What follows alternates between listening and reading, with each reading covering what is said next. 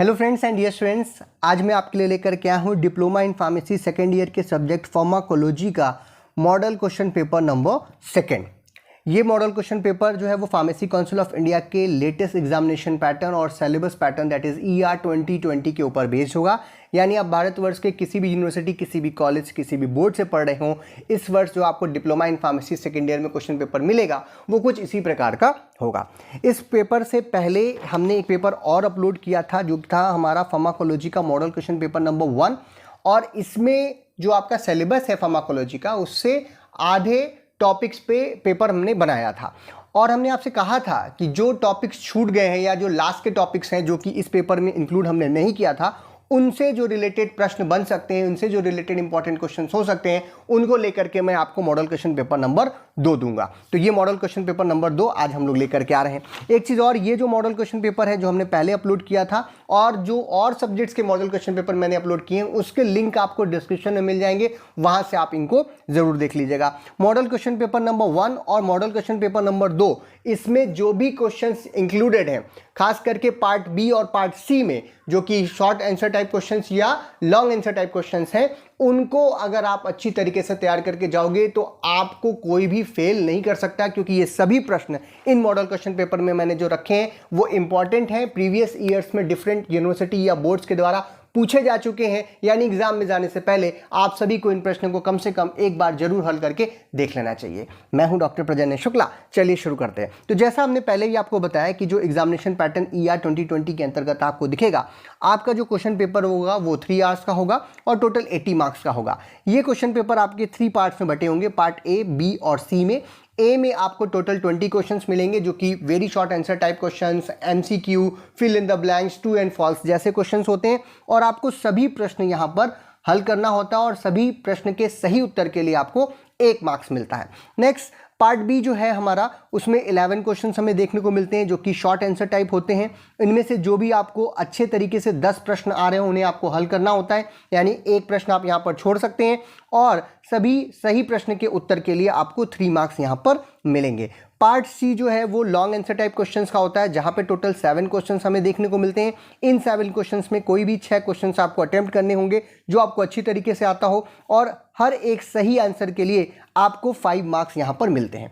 अब यहां पर एक चीज़ ये कहूँगा कि कई सारे बोर्ड में तो सेम इसी तरीके से पार्ट A, B, C आपको देखने को मिलेगा, लेकिन कुछ जगहों पर ये पार्ट्स जो है वो ऊपर नीचे हो सकते हैं, लेकिन एग्जामिनेशन पैटर्न सेम रहेगा। आइए अब बात करते हैं पार्ट A की, जहां पर हम लोग MCQs या very short answer type questions देखेंगे। इनके आंसर्स भी मैं आपको बताते चलूंगा साथ ही साथ। तो सबसे पहला जो हमारा आज का प्रश्न है वो एंटीबायोटिक से जुड़ा हुआ है और प्रश्न है streptomycin is produced by which of the following organisms. आपके ऑप्शन हैं स्ट्रेप्टोमाइसिस नोरिसिस, स्ट्रेप्टोमाइसिस नोडोसस, स्ट्रेप्टोमाइसिस फ्रेडी या फिर स्ट्रेप्टोमाइसिस गेरिएसिस। तो जो हमारा ऑर्गेनिज्म होता है स्ट्रेप्टोमाइसिस गेरिएसिस, उससे स्ट्रेप्टोमाइसिन को प्रोड्यूस किया जाता है, इसीलिए यहाँ पर जो आंसर होगा वो होगा डी, और ये हो गया पहले क्वेश्चन का answer. Next question is which of the following is not a characteristic of a chemotherapeutic agent. जो कीमोथेरेपेटिक एजेंट्स हैं जो कि खास करके किसी प्रकार के बैक्टीरिया, फंगी या क्या नाम है एल्गी इत्यादि को मारने के लिए, वायरसेस को मारने के लिए, या फिर कैंसर के ट्रीटमेंट में हम लोग यूज़ करते हैं, उन्हें हम लोग कीमोथेरेपिक एजेंट बोलते हैं। और इनकी कौन सी यहाँ पर जो चीज़ें दी गई हैं वो कैरेक्टरिस्टिक के अंतर्गत नहीं आती है, नॉट आ पूछ रहा है। तो पहला आपका ऑप्शन है low toxicity for host cell. Host cell मतलब हमारे शरीर के सेल के लिए किसी तरीके की टॉक्सिसिटी नहीं होनी चाहिए या कम टॉक्सिसिटी होनी चाहिए, बिल्कुल सही बात है, ये इसकी एक कैरेक्टरिस्टिक है। High toxicity for the parasite, जो पैरासाइट है, बैक्टीरिया है, वायरस है, फंगी है, उसके लिए टॉक्सिसिटी ज़्यादा होनी चाहिए, बिल्कुल सही बात है, उसके लिए ज़्यादा होनी चाहिए। लेस पेनिट्रेटिंग पावर, ये बात गलत है, पेनिट्रेशन पावर जो उसकी ज़्यादा होनी चाहिए। हम अगर मान लीजिए स्किन के अंदर जो है हमारे इन्फेक्शन है और हमने स्किन के ऊपर लगाया है, तो ड्रग को हमारे पेनिट्रेट करके जाना चाहिए और पैरासाइट को मारना चाहिए। Next, does not affect the host natural defence system mechanism, बिल्कुल सही बात है, होस्ट के नेचुरल डिफेंस मैकेनिज्म को कीमोथेरेपिक एजेंट को अफेक्ट नहीं करना चाहिए। तो ये 3 तो इसकी कैरेक्टरिस्टिक हो गई, लेकिन ये इसकी कैरेक्टरिस्टिक नहीं है, और यहाँ पूछ रहा है कि कैरेक्टरिस्टिक कौन सा नहीं है, इसीलिए जो आंसर होगा वो होगा C. Next question is cell wall biosynthesis is inhibited by antibiotics by inhibiting the biosynthesis of which of the following. जो एंटीबायोटिक्स हैं जिनका मैकेनिज्म ऑफ एक्शन है कि वो सेल वॉल की बायोसिंथेसिस को इनहिबिट करते हैं, वो किस चीज़ की इनहिबिशन करके इस प्रोसेस को पूरा करते हैं। आपके ऑप्शन है लाइपो, पॉलीसैकेराइड, सेलुलोज, पेप्टिडोग्लाइकॉन या फिर प्रोटीन्स। तो जो बैक्टीरिया होती है उसकी जो सेल वॉल बनती है उसके लिए पेप्टिडोग्लाइकॉन जो है वो सबसे ज़रूरी एक तरीके का तत्व होता है। अगर ये वहां पर ना हो तो सेल वॉल की जो बायोसिंथेसिस है वो क्या हो जाएगी, रुक जाएगी। तो हमारे एंटीबायोटिक्स जो है वो इन्हीं पेप्टिडोग्लाइकॉन्स की बायोसिंथेसिस को इनहिबिट करके सेल वॉल बायोसिंथेसिस को इनहिबिट करते हैं। इसीलिए आंसर क्या हो जाएगा यहाँ पर C. Next question is drugs in common use against tuberculosis include.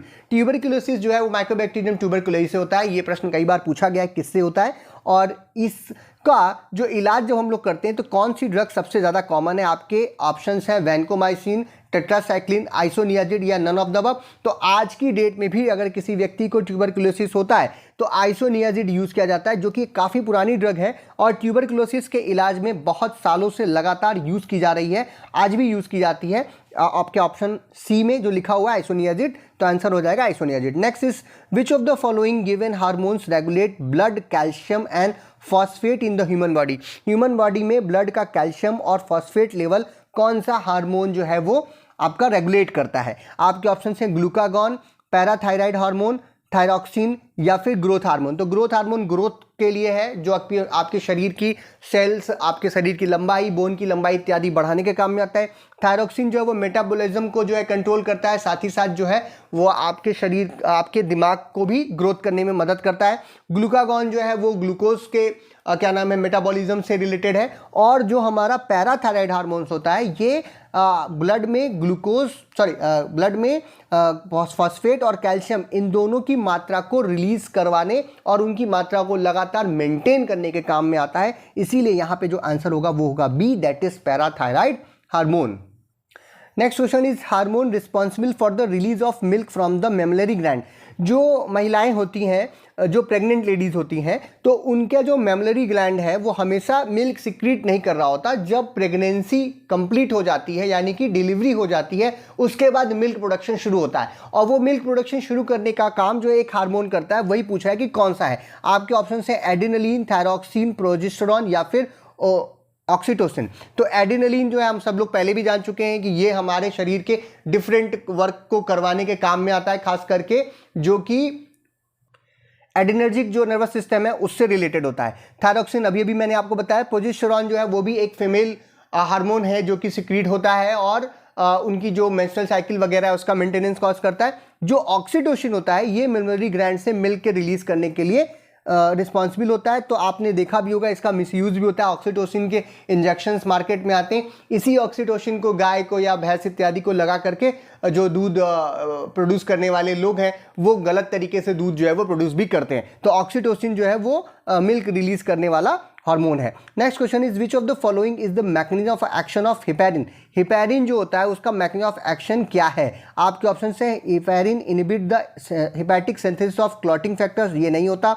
Heparin binds to antithrombin third and increases the inactivation of clotting factor, ये बिल्कुल सही बात है। जो हेपेरिन होता है वो एंटीथ्रोम्बिन थर्ड जो है उसके साथ बाइंड करता है और क्लॉटिंग फैक्टर्स का इनएक्टिवेशन जो है उसको बढ़ा देता है। तो यहाँ पे जो आंसर हो जाएगा वो हो जाएगा बी। हमेशा ऑल ऑफ द अबव सही नहीं होता, इसका आपको ध्यान रखना है। Next question is choose the correct statement on the characteristic feature of thrombolytic drugs. जो थ्रोम्बोलाइटिक ड्रग्स होती हैं उनका कैरेक्टरिस्टिक फीचर में कौन सी बात करेक्ट स्टेटमेंट कौन सा होगा। यानी इसमें से तीन बातें जो है वो अलग लिखी हुई हैं, या हो सकता है तीनों बातें सही हो, या आपको करेक्ट स्टेटमेंट ढूंढना है। तो आपके ऑप्शंस हैं थ्रोम्बोलाइटिक हैव एंजाइमेटिक एक्टिविटी, बिल्कुल सही बात है। थ्रोम्बोलाइटिक ड्रग्स जो होती हैं वो एंजाइमेटिक एक्टिविटी शो करती हैं। Thrombolytics are administered for the acute management of embolism and stroke. Embolism और स्ट्रोक को कम करने के लिए थ्रोम्बोलाइटिक्स ड्रग का प्रयोग किया जाता है, जो थ्रोम्बोस बनते हैं, यानी कि जो एक तरीके से आप कह सकते हो ब्लड क्लॉट बन रहा है उसको डिसॉल्व करने का काम ये लोग करती हैं। तो अगर इबोलिज्म हो रहा है या किसी व्यक्ति को स्ट्रोक का दौरा पड़ रहा है तो उसमें ये मदद कर सकती हैं, बिल्कुल सही बात है। पेशेंट में have pre existing antibodies against thrombolytics, ऐसा भी हो सकता है कि पेशेंट्स के पास जो है वो थ्रोम्बोलाइटिक्स के लिए एंटीबॉडीज पहले से बनी हो। तो ये तीनों ही बातें क्या है वो सही हैं, इसीलिए यहाँ जो आंसर होगा वो होगा ऑल ऑफ द अबव। और ज़्यादातर बार ऑल ऑफ द अबव सही भी होता है। मैंने कहा कई बार नहीं सही होता, लेकिन ज़्यादातर time all of the above का आंसर सही भी हो सकता है। Next question is drug that remove sputum from the respiratory tract are. वो ड्रग्स जो कि स्पुटम या फिर आप कह सकते हैं कि बलगम वलगम इत्यादि जो हम लोग बोलते हैं, वो आपके रिस्पायरेटरी ट्रैक्ट से जो सफाई करता है, हटाता है, वो ड्रग क्या कहलाती है? आपके ऑप्शंस हैं इमिटिक्स, एक्सपेक्टोरेंट्स, एंटीडोट्स या फिर नन ऑफ द अबव। तो इमिटिक्स वो ड्रग्स होती हैं जो कि इमिसिस की प्रक्रिया को बढ़ाती हैं, यानी कि वॉमिटिंग कराने में मदद करती हैं। एंटीडोट्स वो होती हैं जब कोई पॉइजन के अगेंस्ट काम करता है, उसे हम क्या बोलते हैं? एंटीडोट्स बोलते हैं। एक्सपेक्टोरेंट वो ड्रग्स होती हैं जो कि रिस्पायरेटरी ट्रैक्ट से स्पूटम को, बलगम इत्यादि को निकालने में मदद करती हैं, कफ को साफ करने के काम में आती हैं। तो इसीलिए आंसर क्या हो जाएगा हमारा? C, that is expectorants. Next question is define biological agents with examples. Biological जो एजेंट टर्म्स है, ये एक वाइड टर्म है। इसको हम लोग कई बार माइक्रो ऑर्गेनिजम्स के लिए भी यूज़ करते हैं, और इसके साथ ही साथ वो माइक्रो ऑर्गेनिजम्स के जो टॉक्सिन्स इत्यादि निकल रहे हैं उनको भी बायोलॉजिकल एजेंट्स के रूप में हम लोग जानते हैं। ये बायोलॉजिकल सोर्सेज से आते हैं और कई बार बायोटेरिज्म को या बायोलॉजिकल वेलफेयर के लिए हम लोग इसका प्रयोग करते हैं। ये एजेंट्स जो होते हैं वो नेचुरली होते हैं, यानी कि नेचर एनवायरनमेंट से प्राप्त किए जाते हैं, और कई बार जो है लैब में भी इनको बनाया जा सकता है। एग्जाम्पल्स की अगर बात करें, जैसे कि बैक्टीरियल और जो बैक्टीरिया के टॉक्सिन्स हैं वो आप ले सकते हो, जिसे हम लोग बैक्टीरियल बायोलॉजिकल एजेंट्स बोलते हैं। कुछ जो है वायरल एजेंट्स भी हो सकते हैं, वायरल बायोलॉजिकल एजेंट्स जिन्हें बोलते हैं। माइटोटिक बायोलॉजिकल एजेंट्स हो सकते हैं, बायोलॉजिकल टॉक्सिन्स हो सकते हैं, बायोलॉजिकल वेक्टर्स हो सकते हैं। ये सब कुछ बायोलॉजिकल एजेंट्स के अंतर्गत आते हैं। Next question is what do you mean by haematinic agent? Haematinic agent generally iron containing compounds होते हैं।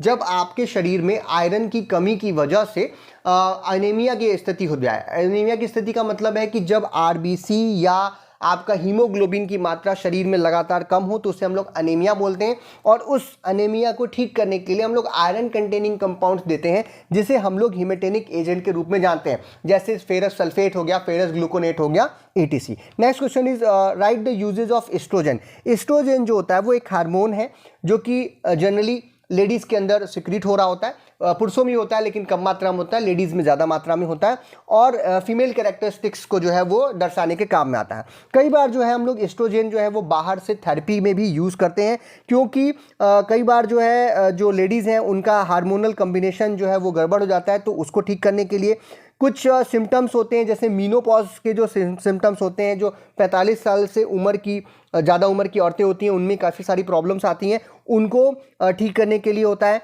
ऑस्टियोपोरोसिस के केस को रोकने के लिए या उसके प्रिवेंशन के लिए इसका यूज़ करते हैं। प्रेगनेंसी के प्रिवेंशन में भी एस्ट्रोजन का प्रयोग किया जाता है। जो कंट्रासेप्टिव पिल्स आती हैं उसमें प्रोजेस्टेरॉन और एस्ट्रोजन दोनों को मिला करके दिया जाता है, ताकि लेडीज़ को जो है प्रेगनेंसी से बचाया जा सके। साथ ही साथ जो है वो हाइपोस्टारिज्म जो होती है, जब कई बार कमी हो जाती है एस्ट्रोजन की, तब दिया जाता है। और मेटास्टैटिक जो ब्रेस्ट कैंसर होता है या प्रोस्टेट कैंसर जो होता है, उसके इलाज या उसके रोकथाम के लिए भी एस्ट्रोजन इत्यादि का प्रयोग किया जाता है। Next question is give the examples of diuretics. Diuretics वो ड्रग्स होती हैं जो कि यूरिन के प्रोडक्शन को बढ़ाने के काम में आती हैं। अब ये कई तरीके के इसके क्लासिफिकेशन हो सकते हैं, जैसे सबसे पहला होता है हमारा लूप डाययूरेटिक्स। लूप डाययूरेटिक्स के अच्छे एग्जाम्पल है फुरासेमाइड है, टोरासेमाइड इत्यादि जो है वो इसके एग्जाम्पल है। नेक्स्ट होता है हमारा थायराइड टाइप के डाययूरेटिक्स, जैसे कि हाइड्रोक्लोरोथायराइड जो है वो सबसे अच्छा एग्जाम्पल है। नेक्स्ट है हमारा कार्बोनिक एनहाइड्रेज इनिबिटर्स, जिसका सबसे अच्छा एग्जाम्पल होता है एस्टाजोलामाइड, और साथ ही साथ कई बार मिथाजोलामाइड। और लास्ट जो होता है वो हमारा पोटेशियम स्पारिंग डाययूरेटिक्स होता है, जिसका एक अच्छा एग्जाम्पल है आपका स्पाइरोनोलैक्टोन। तो ये सब एग्जाम्पल्स हो गए हमारे डाययूरेटिक्स के। Next question is define mucolytic agents. अब म्यूकोलाइटिक एजेंट्स जो होती हैं वो उन्हें हम लोग म्यूको एक्टिव एजेंट्स का क्लासिफिकेशन के अंतर्गत रखते हैं। ये जो म्यूकस लाइनिंग होती है रिस्पायरेटरी ट्रैक्ट में, उसको इन्हांस करना और उसकी क्लियरेंस इत्यादि के लिए म्यूकोलाइटिक एजेंट्स का प्रयोग किया जाता है।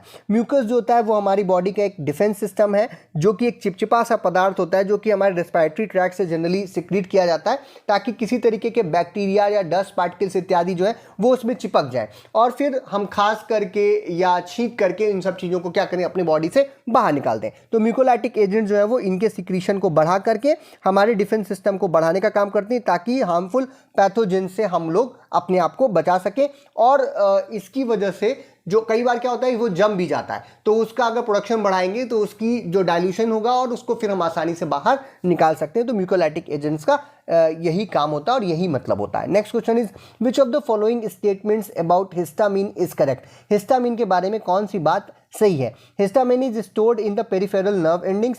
Histamine is release from the mast cell following an allergic challenge. Histamine is a vasoconstrictor. Histamine a essential amino acid. अब हिस्टामिन काफ़ी इंपॉर्टेंट एक एजेंट है जो कि आपके सिलेबस में दिया हुआ है, तो इस क्वेश्चन से हम काफ़ी सारे क्वेश्चंस को भी सॉल्व कर सकते हैं। पहली चीज़ ये कि हिस्टामिन जो के बारे में क्या बात करेक्ट है वो आपको बतानी है। इनकरेक्ट बातें यानी कि 3 बातें इनकरेक्ट हैं, एक ही बात करेक्ट है जिसको आपको ढूंढना है। तो जो हिस्टामिन होती है वो हमारी बॉडी में जनरली जो है वो हिस्टिडीन नाम के अमीनो एसिड से सिक्रीट होती है। तो हिस्टामाइन कोई एसेंशियल अमीनो एसिड नहीं है, ये बात गलत है। वो हिस्टिडीन जो है वो अमीनो एसिड होता है, वहाँ से ये बनती है। दूसरी चीज़, बनने के बाद बायोसिंथेसिस होने के बाद ये स्टोर होती है मास्ट सेल के अंदर, यानी कि पेरिफेरल नर्व एंडिंग्स में स्टोरेज नहीं होता। यानी ये दोनों ऑप्शंस क्या हो गए, गलत हो गए। साथ ही साथ जो हिस्टामिन होती है वो एक वैसोडाइलेटर होती है, वैसो कंस्ट्रिक्टर नहीं होती। यानी कि जो हमारे क्या नाम है आपके ब्लड कैपिलरीज इत्यादि जैसे आप कह दीजिए, वो जो आर्टरीज वगैरह है उनका कॉन्स्ट्रिक्शन कॉज करती है, उनको सिकोड़ती है, उनको फैलाने का काम मतलब उनको कॉन्स्ट्रिक्ट करने का काम नहीं करती, उनको डायलेट करने का काम करती है। मतलब उनको उनकी सिकुड़न को हटाती है, उसको रिलैक्स करने का काम करती है। यानी कि ये बात भी क्या है, गलत है। तो केवल एक ही बात सही है, क्योंकि ये मास्ट सेल में स्टोर होती है, स्टोर होने के बाद वहाँ से रिलीज होती है। जब भी कोई एलर्जिक कंडीशन आपके शरीर को मिलती है तब हिस्टामिन का सिक्रीशन होना शुरू हो जाता है। तो यहाँ पे केवल एक ही बात करेक्ट है, that is B. Next question is which of the following are second generation thrombolytic agent. Second generation thrombolytic agent का एग्जाम्पल एल्टीप्लेज है यहाँ पर, तो इसीलिए जो आंसर होगा वो होगा बी, दैट इज एल्टीप्लेज। बाकी सारी कुछ जो है वो सेकेंड जनरेशन थ्रोम्बोलाइटिक एजेंट नहीं है। Next question is ammonium chloride is used as a diuretic और as an expectorant, as an acidifying agent, all of the above. तो जो अमोनियम क्लोराइड होता है वो आपका वो मेनली तो एक्सपेक्टोरेंट होता है, लेकिन इसको हम लोग एसिडिफाइंग एजेंट के रूप में भी यूज़ कर सकते हैं और थोड़ा बहुत ये डायरेटिक एक्टिविटी भी शो करता है। अगर ये ऑल ऑफ द अबव ना होता तो हम एक्सपेक्टोरेंट यहाँ पर सबसे बेस्ट आंसर मानते, लेकिन क्योंकि ये थोड़ा थोड़ा एक्टिविटी डायरेटिक और एसिडिफाइंग एजेंट के रूप में भी करता है, इसीलिए यहाँ पर जो आंसर होगा वो हो जाएगा ऑल ऑफ द अबव। मान लीजिए ये प्रश्न आपका क्वेश्चन में आ रहा है क्या नाम है एक पेपर में, लेकिन वहाँ पे एक्सपेक्टोरेंट लिखा है, डायरेटिक लिखा है, एसिडिफाइंग एजेंट लिखा है या कोई और एक्टिविटी भी लिखी है यहाँ पर, तब आप एक्सपेक्टोरेंट को सही आंसर मानेंगे। Next question is mechanism of action of laxatives are. Laxative जो होते हैं वो हमारे कॉन्स्टिपेशन से हमको आराम दिलाने के लिए होते हैं, तो उनका मैकेनिज्म ऑफ एक्शन क्या है। पहला, inhibiting sodium ion potassium ion ATPase of various cell, impairing electrolyte and water imbalance. बिल्कुल सही बात है, ऑस्मोटिक बैलेंस को मेंटेन करने के काम में जो है लैक्सेटिव आते हैं, तो ये बात सही है। Next, stimulating adenylyl cyclase in the cryptic cells, increasing water and electrolyte secretion.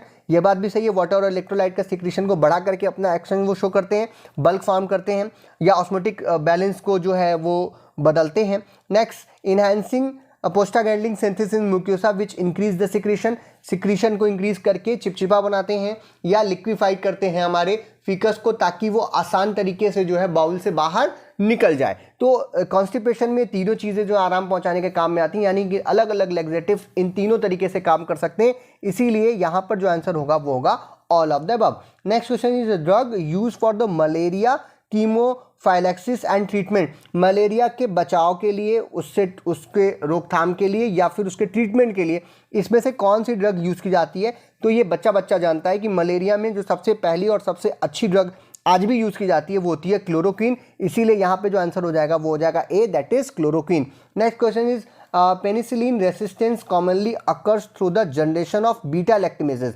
जो बैक्टीरिया है वो जब आप पेनिसिलिन उसके ऊपर डालते हो तो कई बार वो बीटा लैक्टमेजेस को सिक्रीशन करता है, जो कि पेनिसिलिन में बीटा लैक्टम रिंग पाई जाती है। ये भी एक प्रश्न पूछा जा सकता है कि पेनिसिलिन का में स्ट्रक्चर में क्या खासियत है, तो वहाँ पे बीटा लैक्टम रिंग पाई जाती है।